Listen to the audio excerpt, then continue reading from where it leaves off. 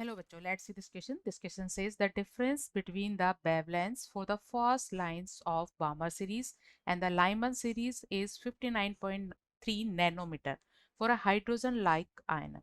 Calculate the value of Z given RS value is 109678 per centimeter.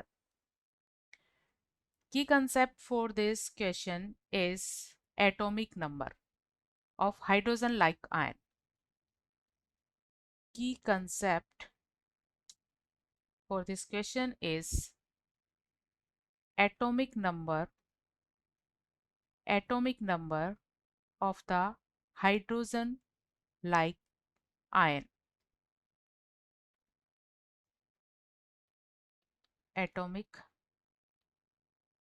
Number जिसे Z से represent करते हैं of hydrogen like ion. Hydrogen like ion means जिसमें एक electron हो और जिसका स्पेक्ट्रम लिया जा सके. इसके लिए वेवलेंथ किसी भी सीरीज की लाइन का वेवलेंथ निकालने का फॉर्मूला है 1/लैम्डा आर एच, ये रिडबर्ग कांस्टेंट है, Z square into 1/n1 square minus 1/n2 square. यहाँ n1 लोअर एनर्जी लेवल है,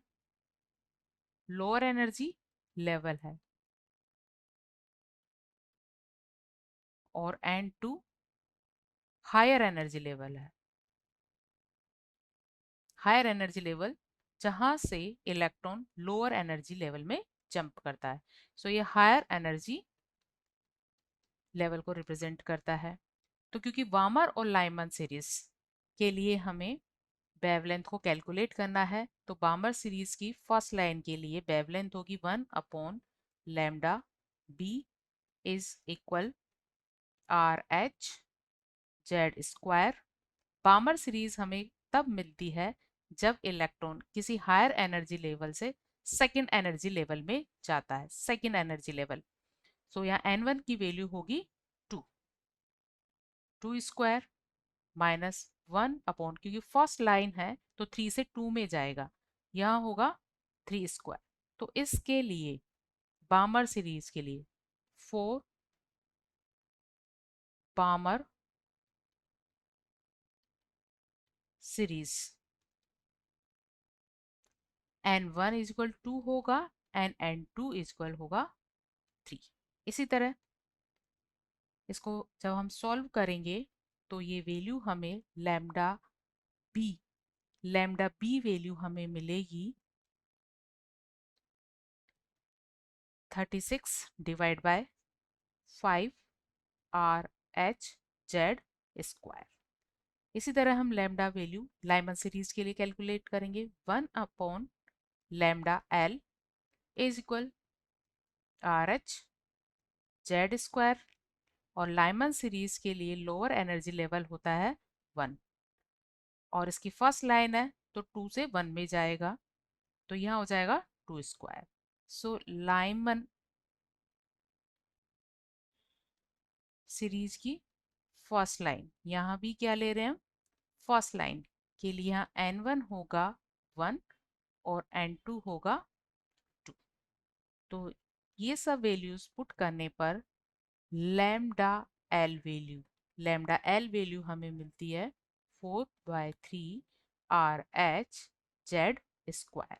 अब जैसा कि क्वेश्चन में इनका डिफरेंस गिवन है, lambda B minus lambda L, और ये वैल्यू है 59.3 नैनोमीटर. किसमें है, नैनोमीटर में. सो हम नैनोमीटर को मीटर में चेंज करेंगे. 1 नैनोमीटर इक्वल होता है 10⁻⁻⁹ मीटर. लेकिन क्योंकि यहाँ पर जो रिडबर्ग कांस्टेंट है वो सेंटीमीटर में है, तो इसे हम यहाँ सेंटीमीटर में चेंज करेंगे.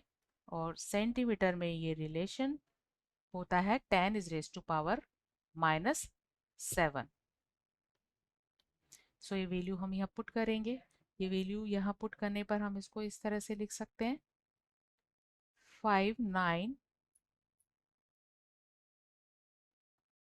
3 into 10 is raised to power minus 7 is equal, ये वैल्यूज है 36 divide by 5 are H Z square minus 4 divide by 3 are H Z square.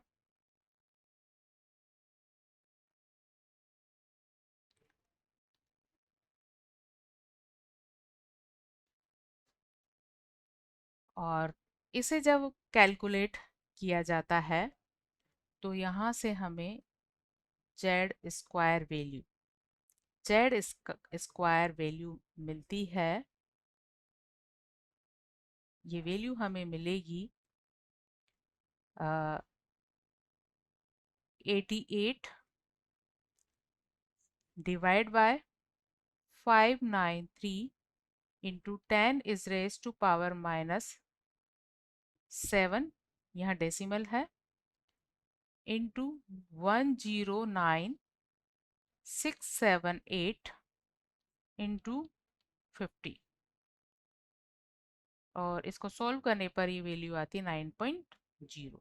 तो यहाँ से हमें जेड वैल्यू मिल जाती है 3। एटॉमिक नंबर 3 को रिप्रेजेंट करती है और 3 एटॉमिक नंबर होता है लिथियम के लिए और यहाँ पर लिथियम का 2+ आयन प्रेजेंट होगा। So atomic number hydrogen like atom is 3। So final answer of this question is 3. Hope you understood it well. Best of luck.